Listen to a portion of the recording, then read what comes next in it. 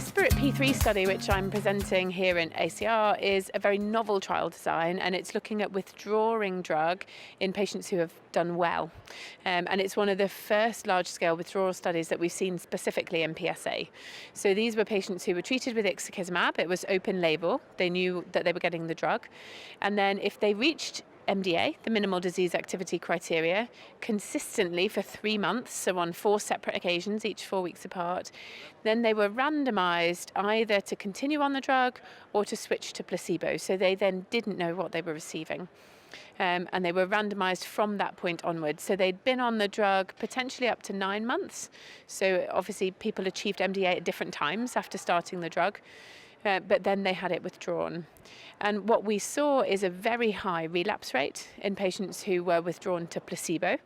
We saw some relapses in the patients who actually continued on the drug.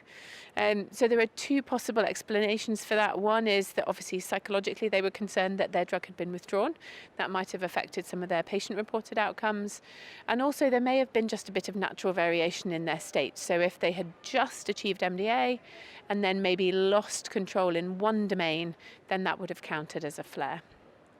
And then the follow-up part to the study was obviously to give the drug back to people who had struggled. So as soon as people reported a flare and lost their MDA state, then they were eligible to go back onto ixekizumab, and nearly all of them recaptured very quickly. So we know that stopping the drug completely is very risky, that we're going to see a high rate of flare, up to 90% for patients who were left longer. But if we then get them back on drug, they stand a good chance of recapturing that same disease control. I think this is helpful in taking us forward because this kind of study has never been done. It's a very different picture from axial spondyloarthritis.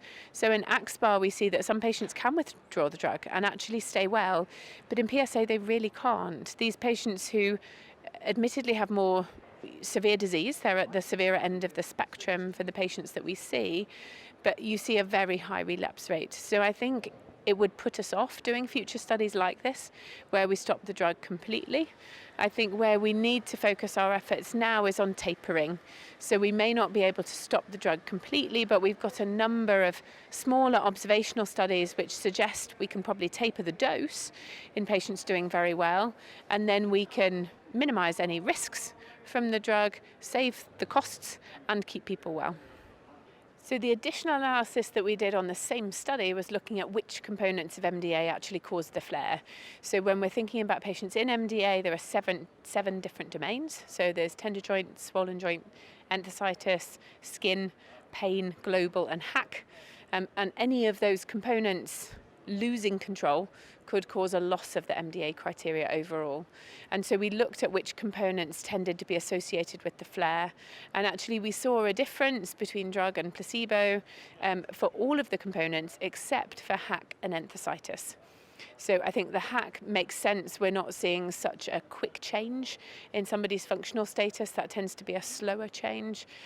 But we did see some patients who flared with tenderness, some patients flaring with swelling, some patients whose skin flared, and some patients showing increase in pain and global scores. So it was really different disease activity across the board when you're comparing those who continued on the ixekizumab with those who had it withdrawn and switched to placebo.